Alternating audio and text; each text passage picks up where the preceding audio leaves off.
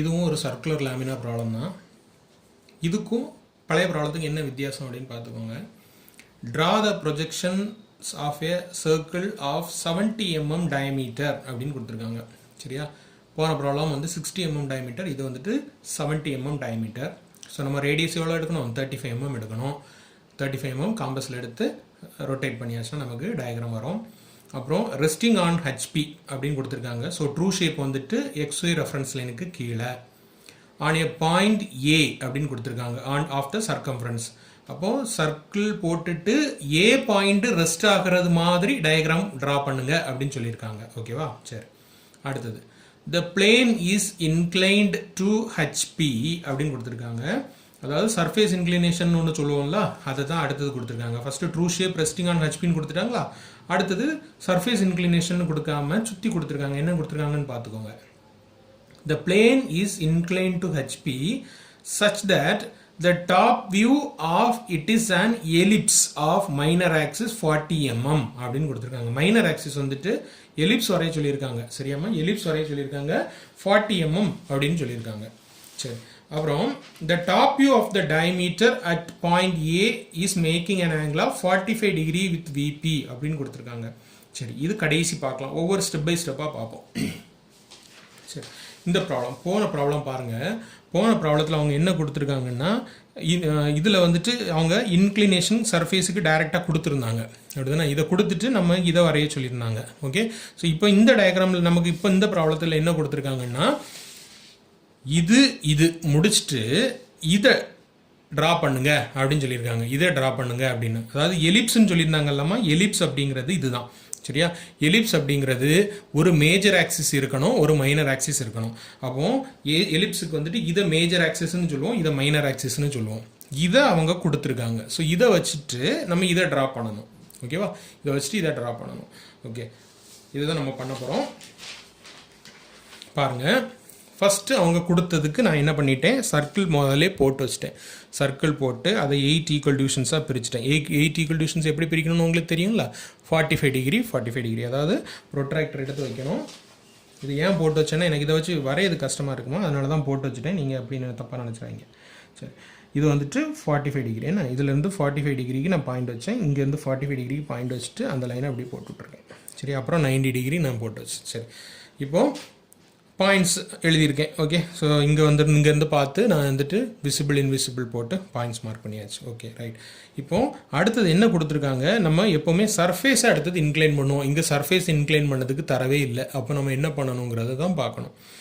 Right, அடுத்தது வந்துட்டு என்ன கொடுத்துருக்காங்க, மைனர் ஆக்சிஸ் எலிப்ஸ் வரைய சொல்லியிருக்காங்கல்ல, அதுவே நமக்கு போதும். எலிப்ஸ் கொடுத்துருக்காங்க, அதுக்கு மைனர் ஆக்சிஸ் அப்படின்னு கொடுத்துருக்காங்க. எவ்வளவு, 40 mm.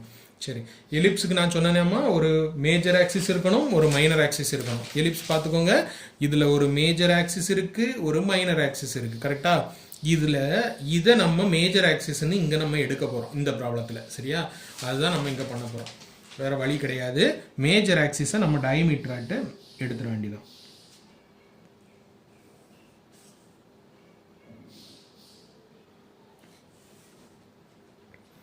இதுதான் நம்மளோட மேஜர் ஆக்சிஸ்.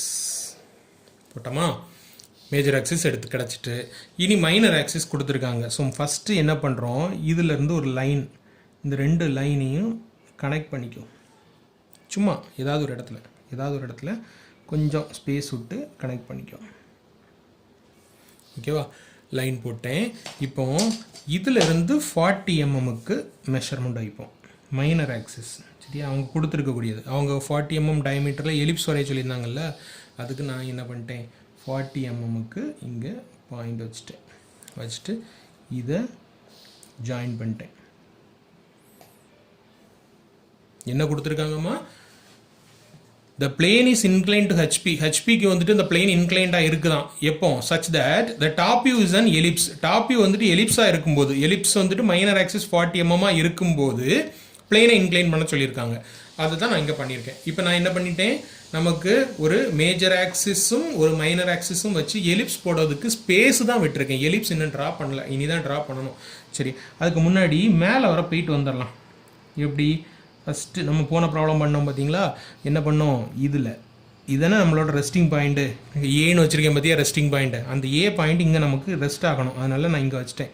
சரியா, வச்சு விட்டுட்டு இந்த லைனை ஆப்போசிட் லைனை என்ன பண்ணிட்டேன், மேலே வரைக்கும் ப்ரொஜெக்ட் பண்ணி கொண்டு போயிட்டேன். ஓகேவா, கொண்டு போயிட்டு போன ப்ராப்ளம் பண்ண மாதிரியே தான் இந்த பண்ணோம்ல, இந்த ப்ராப்ளம் இருக்குல்ல, இதே மாதிரி தான் என்ன பண்ணோம், இதை ஸ்கொயரை போட சொன்னாங்களா, இங்கே எலிப்ஸ் போட சொல்லியிருக்காங்க. சரியா, இது ஸ்கொயர் போட்டுட்டு அதுக்கப்புறம் இதை மெஷர் பண்ணி அங்கே கட் பண்ணோமா, அதே ப்ரொசீஜர் தான் இங்கே பண்ண போகிறோம். நான் பாருங்கள், ஏலேருந்து ஈயை மெஷர் பண்ணிட்டு இந்த ரெஸ்டிங் பாயிண்டில் இருந்துட்டு லைட்டாக ஒரு ஆர்க், அவ்வளோதான். இப்போ இந்த பாயிண்டை வச்சுட்டு தாராளமாக டார்க் பண்ணிடலாம். ஓகே, சரி, டார்க் பண்ணியாச்சு. இனி இந்த பாயிண்ட்ஸ் எவ்வளோ எடுத்து அங்கே எழுதணும். ஒவ்வொரு மெஷர்மெண்ட்டும் ஏலேருந்து இது எவ்வளோ இருக்குது, அப்புறம் இதிலேருந்து இது எவ்வளோ இருக்குது, இதுலேருந்து இது எவ்வளோ இருக்குது, இதுலேருந்து இது எவ்வளோ இருக்குன்னு பாயிண்ட்ஸ் எல்லாம் எடுத்து அங்கே எழுத போகிறோம். சரியா, சரி, பாயிண்ட்ஸ் எல்லாம் ஃபஸ்ட்டு பார்ப்போம். இது 10 mm வச்சுட்டேன். இங்கேருந்தும் 10 mm இருக்குது, அதையும் வச்சாச்சு. ஓகே, அடுத்தது இந்த டிஸ்டன்ஸ் 25, இங்கே ஒரு 25,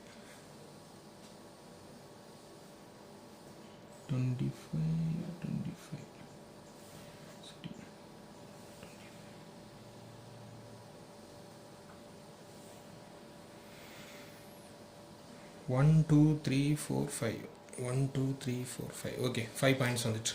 ரைட், பாயிண்ட்ஸ் எடுத்து எழுதிடலாமா. A1 டேஷ், இது B1 டேஷ், H1 டேஷ், அடுத்தது C1 டேஷ், G1 டேஷ், அடுத்தது D1 டேஷ், F1 டேஷ், இது E1 டேஷ். சரியா, எப்போவுமே எழுதும்போது லைனுக்கு பேரலாக மேலே எழுதணும், டச் பண்ணாமல், லைனை டச் பண்ணாமல் லைனுக்கு பேரலாக மேலே எழுதணும். சரியா, எனக்கு கொஞ்சம் சரிஞ்சிருக்க மாதிரி எனக்கு ஃபீல் ஆகுது, நீங்கள் ஸ்ட்ரைட்டாக எழுதிக்கோங்க. ஸ்ட்ரைட் மீன்ஸ் லைனுக்கு பேரலாக இருக்கணும். சரியா, பார்க்க அழகாக இருக்கணும், பார்த்துக்கோங்க. சரி, முடிஞ்சா இவ்வளோ முடிச்சுட்டு எல்லா பாயிண்ட்லேருந்தும் லைன்ஸு கீழே எடுக்க போகிறோம். அடுத்தது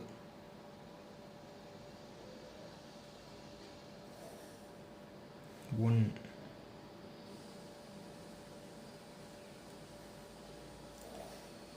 2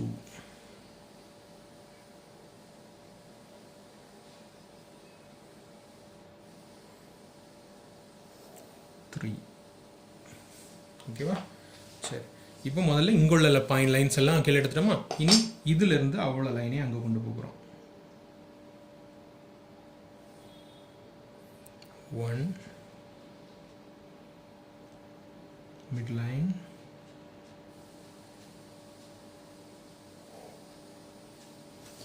வந்தாச்சா. சரி, இனி பாயிண்ட்ஸ் எழுதிடலாமா.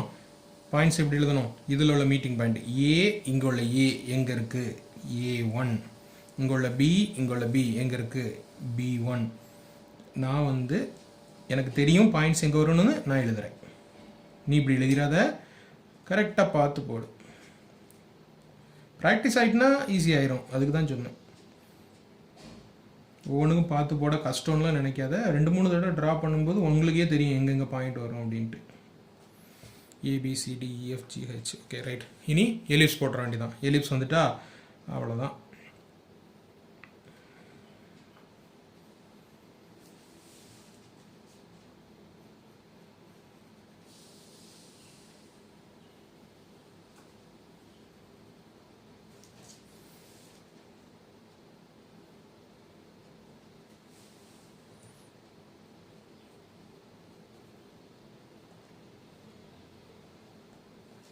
ஓகே, ஸோ இந்த எலிப்ஸை கொஞ்சம் கூட டார்க் பண்ணிக்கோங்க என்ன.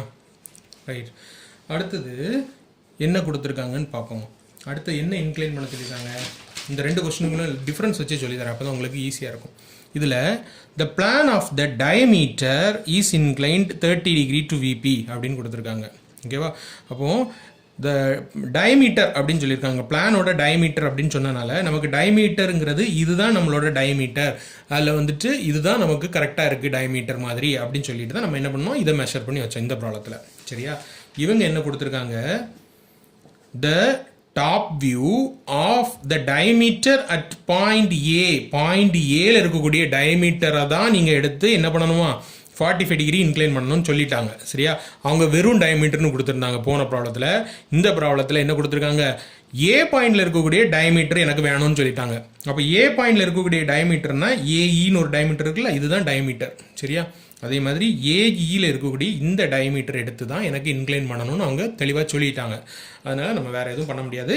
ஸோ 45 டிகிரிக்கு லைனை இன்க்ளைன் பண்ணிவிட்டு ஓகே, ஏஇ டிஸ்டன்ஸ் எவ்வளோ இருக்குன்னு இப்போ மெஷர் பண்ண போகிறோம்.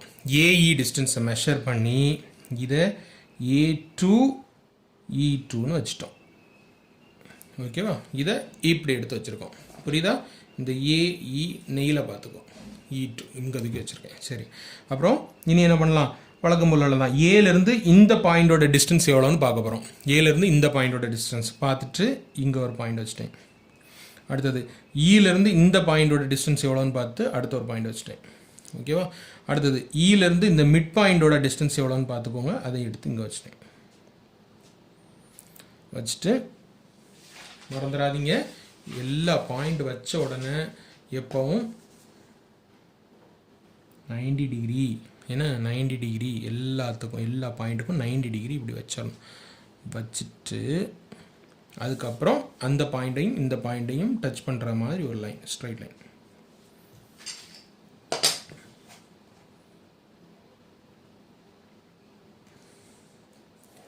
ஒன்று, ரெண்டு, மூணு பாயிண்ட் வந்துட்டா.